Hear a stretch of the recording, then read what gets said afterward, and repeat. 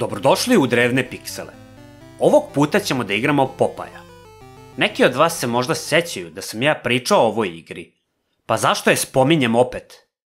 Pa, zato što sam opljuvao ovu igru bez nekog posebnog razloga. Šta su ovo, ljubavne igre?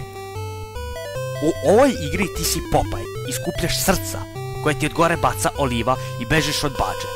Znate šta? Nemam živaca za ovake igre. Idemo dalje. Da, trebao sam da sprcam 20 igara u jednu epizodu. Naravno da nisam imao živaca za nju, tako da bio sam nepravedan prema ovoj igri. Pa, sad je vreme da se to ispravi.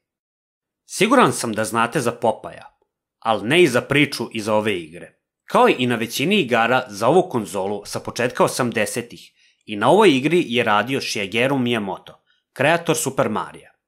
Ali, pre nego što je stvorio tu igru, on je hteo da napravi igru o Popaju, pošto je on bio njegov veliki fan.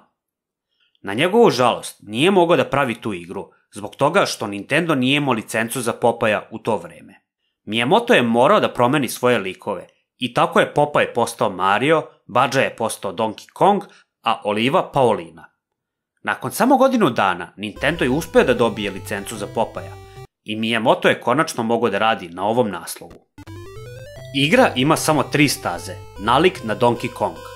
Prva staza se odvija ispred Olivine kuće, gde Badža izjavljuje svoju ljubav prema Olivi, međutim ona ga odbija i daje svoju ljubav Popaju. Ali bukvalno. Vaš zadatak je da pokupite sva srca pre nego što padnu u vodu. Iako kojim slučajem padnu, imate neko vreme da ih pokupite, inače ste mrtvi. Badža je naravno besan što ga je Oliva odbila, i sad on vija Popaja da ga ubije. Iako imate udarac, ne možete mu ništa. S vremena na vreme će vas gađati flašom ili skočiti na vas. Popaj je prilično bespomoćan u ovoj igri, slično kao i crtanim filmovima. Ali ovde ne može čak ni da skače. Jedino što možete pesnicom da razbijete ove flaše i da lupite onaj balon gore što sruši kantu i ako Badži padne na glavu, privremeno ga zaustavljate. Ali srećno s tim, jer mora da stoji tačno na sredini. Jedini način da se borite protiv njega je kada pojedete spanać. Tad se Popaj pretvara u nezaustavljivu mašinu za masovnu destrukciju. Ali Badža se vrlo brzo vrati u igru i nastavlja da vas vija. Da. Šteta je to što spanać možete samo jedan put po stazi da pokupite. Druga staza se odvija u luci. Manje više je ista kao prethodna staza, sa nekim sitnim izmenama. Ovog puta Oliva baca note umesto srca dok svira harfu.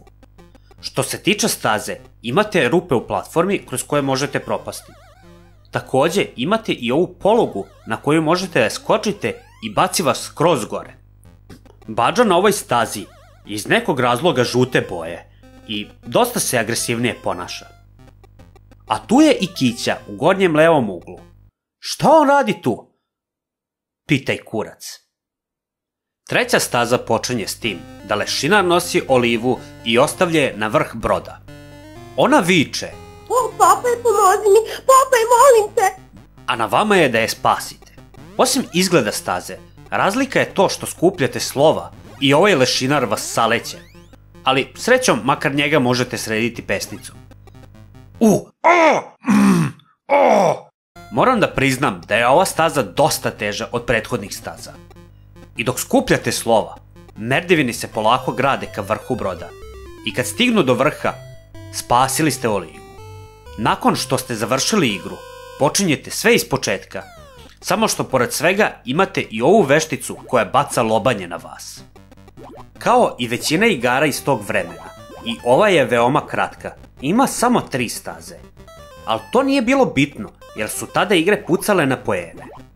Možda bi neko rekao da poeni nisu bitni, ali recite to Benu Falsu, koji je 20. decembra 2011. godine postavio svetski rekord u ovoj igri, osvojivši 3.023.060 poena. Bravo, prijatelju, ja zaista ne bi imao živaca za tako nešto. I za kraj, da li vredi igrati ovu igru? Ja bih rekao da. Generalno nije loša, prilično je zabavna, pomalo teška i veoma kratka. a grafika i muzika su tipični za taj period. Naravno, ova igra ne može da se poredi sa igrama kao što su Ninja Gaiden, Mega Man, Castlevania i tako dalje.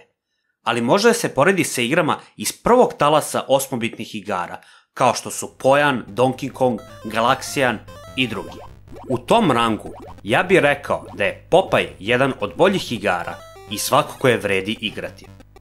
Toliko od mene, a za sljedeći put idemo na Severni pol.